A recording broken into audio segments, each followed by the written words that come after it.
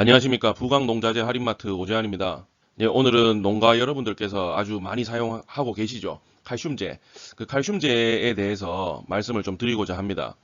이 칼슘제를 굉장히 많이 사용하고 계시지만은 이 왜 사용해야 되는지, 또 어떤 효과가 있는 건지, 또 어떤 칼슘제가 좋은 건지 잘 모르고 사용하시는 분들이 굉장히 많습니다. 그래서 오늘 좀 자세하게 말씀을 드리고자 합니다. 먼저 농가 여러분들께서 이제 작물의 생육을 억제하는 용도로 칼슘제를 많이 사용하십니다. 이렇게 작물의 어떤 과도한 생장이라든가 길게 웃자라는 줄기를 억제하기 위한 용도로 많이 사용하십니다. 그런데 왜 칼슘제를 사용하면 이렇게 생육이 억제가 되는가? 첫 번째로는 바로 식물 세포 벽을 강화시켜서 신장을 억제하는 그런 효과가 있고요. 두 번째로 식물체 내의 천연 호르몬인 옥신과 지베레린의 균형을 유지해서 또 생육을 억제하는 그런 효과가 있고요. 또 칼슘이 의외로 이 뿌리의 발달을 촉진하기 때문에 지상부 지하부의 생장을 균형적으로 유지시켜주는 그런 역할도 합니다. 그리고 또 칼슘은 그 작물의 어떤 스트레스, 작물도 스트레스를 받는데 그 스트레스에 대한 저항성을 강화시켜서 결과적으로 이 도장지가 억제되는 그런 효과를 가져오게 됩니다. 그런데 이 칼슘이 그 앞에서 말씀드린 것처럼 단순하게 생육을 억제하는 그런 기능만 있었다면 저는 아마 오늘 이 영상을 촬영하지 않았을 겁니다. 단순하게 생육을 억제하는 기능뿐만 아니라 우리가 농사를 짓는 어떤 그런 목표죠. 과일을 생산하는 데 있어서 그 과일의 품질에 아주 큰 영향을 끼치기 때문에 칼슘에 대해서 다시 한번 강조를 드리는 겁니다. 과일에 있어서 품질이라고 표현한다면은 아마 저장성, 식감, 당도, 색깔, 모양, 크기, 여러 가지들이 있겠죠. 그런데 이 모든 것에 우리가 과일의 품질이라고 부를 수 있는 모든 요소에 칼슘은 관여하고 있습니다. 첫 번째로 과일의 어떤 저장성이나 신선도, 칼슘을 충분한 양을 사용하게 되면은 과일의 저장성 및 신선도가 굉장히 좋아집니다. 그리고 두 번째, 식물 세포 벽을 강화하기 때문에 어떤 세균이나 곰팡이로부터 방어를 할 수 있게 돼서 병에 대한 저항성이 굉장히 좋아집니다. 그리고 세 번째, 앞에 말씀드린 것과 마찬가지로 세포 벽을 강화하기 때문에 식감, 우리가 아삭거리는 그런 식감을 더 좋게 하고요. 그리고 또 과일에 생기는 열과 이제 갈라지는 그런 열과 현상도 방지해주게 됩니다. 그리고 당도, 과일은 역시 달아야 되잖아요. 당도 역시도 칼슘이 당도를 올리는데 굉장히 많은 도움을 줍니다. 잎에서 광합성 작용을 통해서 생긴 그 어떤 과당이나 포도당의 이동을 칼슘이 도와주게 됩니다. 그리고 색깔, 이 역시도 칼슘이 굉장히 큰 영향을 끼칩니다. 당분이 어느 정도, 과일에 있어서 당분이 어느 정도 축적되고 난 뒤에 색깔을 내는 호르몬들의 합성을 조절해 주기 때문에 칼슘이 없으면 색깔이 나지 않습니다. 그리고 모양, 칼슘은 세포 간의 결합을 강화해서 과일 본연의 그런 모양, 특유의 모양들이 과일마다 다 다르지 않습니까? 그런 모양을 만들어주는데 도움을 줍니다. 그리고 크기, 또 어떤 분들은 칼슘을 많이 쓰면은 생육이 억제가 되는 것처럼 과일의 비대가 되지 않는 것 아니냐, 이렇게 생각하시는 분들도 있더라고요. 전혀 잘못된 생각이고요. 과일의 균형 있는 세포 분열과 세포 확장을 하는데 칼슘은 필수적이기 때문에 과일에 비대되는 데 있어서도 칼슘은 아주 중요한 역할을 합니다. 예, 따라서 이제 이 칼슘이 부족하게 되면은 먼저 생육이 지나치게 웃자라는 과분무 현상이나 도장지가 많이 발생하게 되고요. 그리고 또 생육 역시 부진하게 됩니다. 신초나 잎의 가장자리가 마르는 증상들이 굉장히 많이 나타납니다. 칼슘이 결핍이 오면은요. 그리고 또 아까 말씀드린 것처럼 칼슘은 여러 가지 과일의 모양들을 잡아주기 때문에 참외의 경우에는 그런 호리병과 어깨 빠짐과 이렇게 좀 기형 과들이 있지 않습니까? 세모 모양으로 나오는 그런 과들이 많이 발생하게 됩니다. 그리고 아시참외 같은 경우에 이 물창가나 발효가 때문에 고민하시는 분들이 굉장히 많은데 칼슘이 부족해서 이런 물창가나 발효가가 더 많이 나오는 경우들이 많습니다. 이 칼슘은 그 참외 과일 내부의 퇴자부 구조를 형성하기 때문에 칼슘을 많이 쓰셔야 물창가나 발효가가 덜 나옵니다. 그리고 앞에 말씀드린 것처럼 과일의 품질에 있어서 칼슘은 가장 중요한 역할을 하기 때문에 칼슘이 부족하게 되면은 당도나 크기나 색깔이나 식감이 떨어지는 그런 저품질의 과일이 나올 수밖에 없습니다. 그리고 또 이런 열과 현상도 많이 나오게 됩니다. 그리고 칼슘이 부족하면 저장성이 매우 떨어지게 되고요. 여러 가지 병해에 시달리게 됩니다. 포도에 생기는 꼭지 마른병, 토마토, 참외에도 생깁니다. 배꼽 썩은병, 배추나 양배추에 생기는 끝마름병, 사과에 생기는 쓴 얼룩병, 고두병, 이런 여러 가지 병들이 칼슘 결핍으로 인해서 많이 생깁니다. 그렇다면 이렇게 중요한 칼슘을 과연 얼마나 사용해야 되는가 한번 보겠습니다. 참외를 기준으로 봤을 때 보통 우리 농가 여러분들께서 참외를 달아놓고 나면은 가리를 많이 쓰십니다. 뭐 유기가리, 뭐 인삼가리 이런 거 많이 쓰시잖아요. 그렇죠? 왜 그렇게 쓰시냐 하면 참외가 달려 있을 때는 질소가 과하게 되면은 참외 순이 튀어나가면서 참외가 비대되고 깔이 나고 당도가 올라가는데 도움이 되지 않는다. 이렇게 알고 계십니다. 그래서 보통 참외를 달고 나면은 가리 종류를 많이 관주로 넣거나 연면 시비를 하시거나 그렇게 많이 사용하시죠. 그런데 우리의 그런 상식과는 다르게 실제로는 가리보다 칼슘이 훨씬 더 많이 필요합니다. 여기 표를 보시게 되면은요. 착과기에, 그러니까 수정이 됐을 때 착과기에도 칼슘이 가리보다 약 3배, 가리가 0.3이 필요할 때 칼슘은 0.9가 필요합니다. 그리고 수정된 이후에 비대 초기, 이제 이렇게 길어지는 비대 초기에도 마찬가지로 가리보다는 칼슘이 약 3배 정도, 3배가 넘죠. 0.6에 1.9니까 3배 이상 필요하게 됩니다. 그리고 이제 쑥새끼가 지나서 본격적으로 노란색 깔이 나는 착새끼, 이때 가리를 많이 사용하시는데요. 이때도 역시 가리보다 칼슘이 훨씬 더 많이 필요합니다. 그리고 수정 후에 약 40일 이상 지나고 난 뒤에 수확기에 가서도 가리보다는 칼슘이 약 2배 정도 많이 필요합니다. 그래서 전체적으로 봤을 때 참외에, 그러니까 과일에 있어서 칼슘은 질소, 인산, 가리 이 3가지보다도 훨씬 더 많은 양이 필요하다는 걸 알 수 있습니다. 표에서 보시는 것처럼 칼슘은 참외에 있어서 가장 많은 양을 필요로 하는 성분입니다. 그런데 과연 우리 농사 짓는 농가 여러분들께서 칼슘을 가리보다 더 많이 혹은 질소보다 더 많이 그렇게 사용하고 계시는가? 저는 일부 선도 농가를 제외하고는 잘 없을 거라고 생각을 합니다. 예, 그렇다면은 앞에서 말씀드린 것처럼 이 칼슘이란 게 이렇게 여러 가지 역할을 하고 또 많이 필요하다는 거를 이제 아셨기 때문에 그렇게 생각하실 수 있겠죠. 이제 칼슘을 내가 좀 많이 쓰고 자주 써야 되겠다. 이렇게 생각하실 겁니다. 그런데 칼슘은 또 다른 문제가 있습니다. 다른 성분들에 비해서 이 흡수나 이동이 어렵습니다. 이게 무슨 말이냐? 칼슘은 첫 번째로 식물 체내로 흡수가 어렵습니다.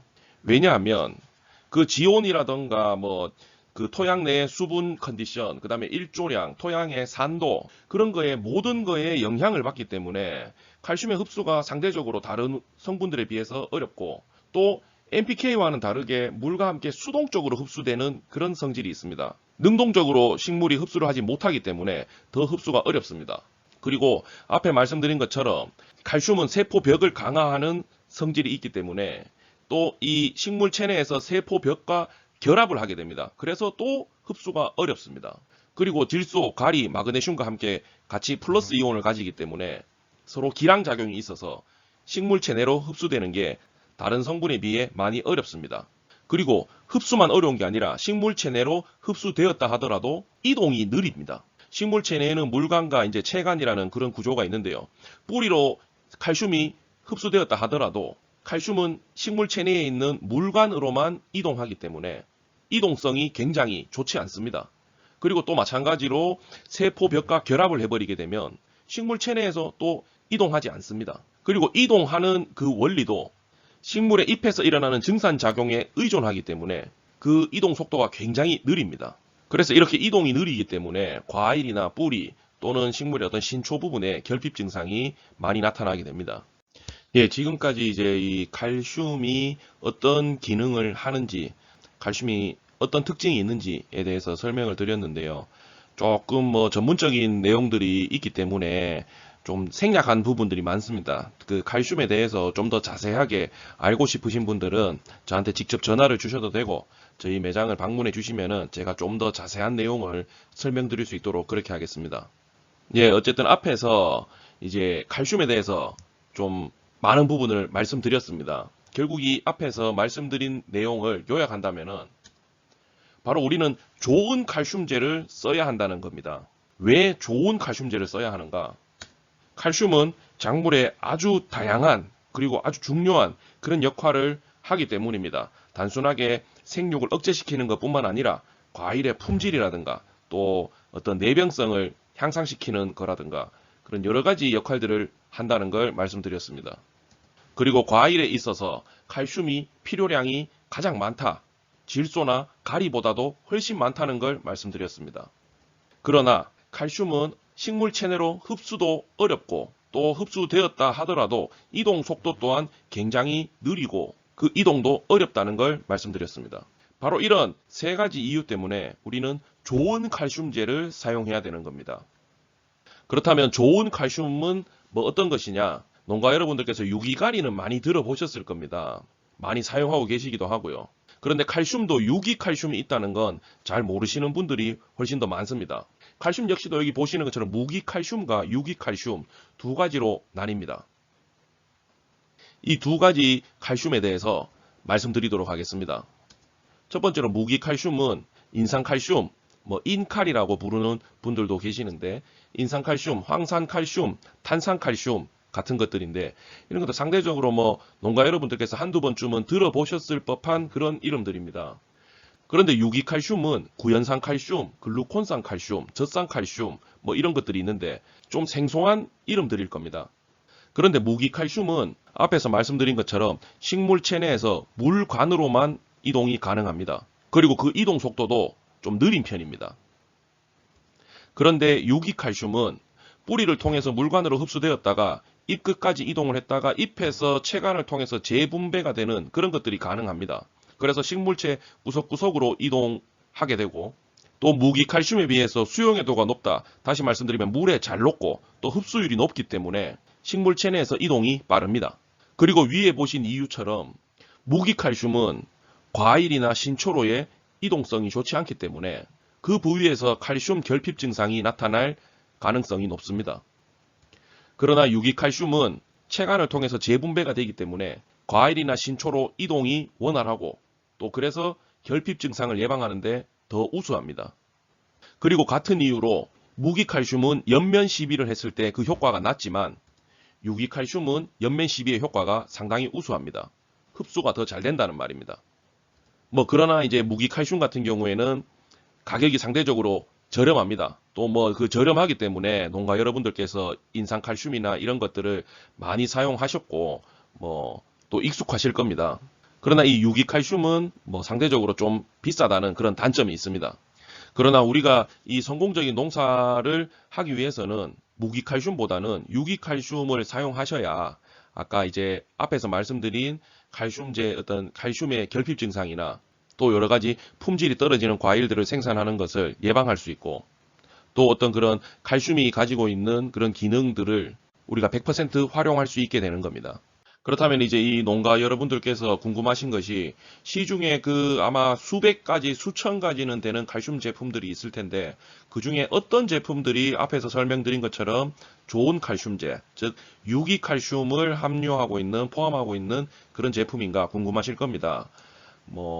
제가 추천드리는 거는 한 세 가지 정도 추천드리고 싶습니다. 첫 번째로는 이제 대유 글루콘산 칼슘.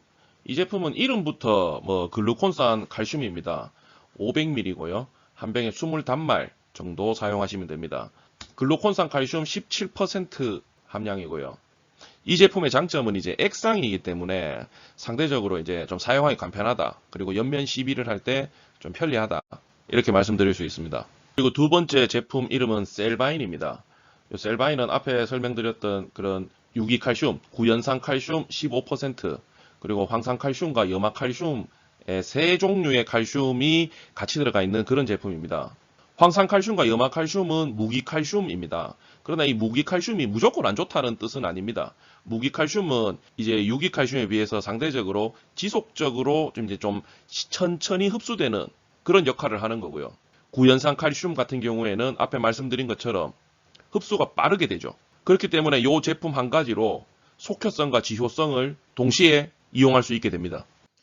마지막 제품은 브릭스칼입니다. 이 제품은 앞에 두 제품보다도 제가 좀 더 농가 여러분들에게 많이 추천드리는 그런 제품입니다. 이 제품은 가루 형태로 되어 있고요. 한 봉지에 2kg, 그리고 유기칼슘인 구연산칼슘 15%, 그리고 수용성 칼슘 18%, 합이 33%로 굉장히 고함량의 칼슘제입니다. 그리고 그뿐만 아니라 당도 올릴 때 쓰는 스테비아, 그 다음에 다당류, 전분을 분해하는 효소 이런 것들이 들어가서 이 제품의 가장 큰 장점으로는 과일의 당도를 직접적으로 올리면서 또 칼슘을 공급할 수 있는 그런 제품입니다. 일반적으로 스테비아 같은 당도제를만 쓰게 되면은 과일이 좀 물러지는 그런 경향이 있습니다. 그러나 이 제품 같은 경우에는 유기칼슘과 또 수용성 칼슘이 같이 들어가 있기 때문에 그런 과일의 무름 증상을 방지해주고 유기칼슘이 가지는 그런 다양한 효과들을 충분히 볼 수 있게 됩니다. 저도 저희 매장에 오시는 농가 여러분들에게 굉장히 자주 추천드리고 또 많은 양을 판매하고 있습니다. 우리 집 과일은 너무 안 달다거나 또 너무 무르다, 뭐 이런 칼슘 결핍 증상이 너무 많이 나타나는 그런 농가 여러분들께서는 꼭 한번 사용해 보시길 바랍니다. 예, 오늘 내용은 이제 아무래도 그 화학적인 어떤 용어라든가 화학적인 내용, 또 식물 생리적인 내용 이런 것들이 있다 보니까 좀 어려워질 수 있었기 때문에 제가 생략한 부분도 많고 또 그냥 대충 넘어간 부분도 많이 있습니다. 그런 부분들이 좀 더 자세한 내용이 궁금하신 분들이 있다면은 연락 주시면 제가 좀 더 상세하게 설명드릴 수 있도록 하겠습니다. 이 날이 갈수록 뭐 다양한 병해들이 생겨나고 또 과거에는 없던 외래 해충들, 뭐 기상 이변 이런 것들로 인해서 농사 짓는 여러분들이 점점 더 이제 어려워지고 있습니다. 이럴 때일수록 그 여러 가지 정보들을 찾아보시고 또 공부하고 그런 것들이 중요할 것 같습니다. 365일 24시간 언제든지 전화 주시면은 상담이 가능합니다. 시청해 주셔서 감사합니다.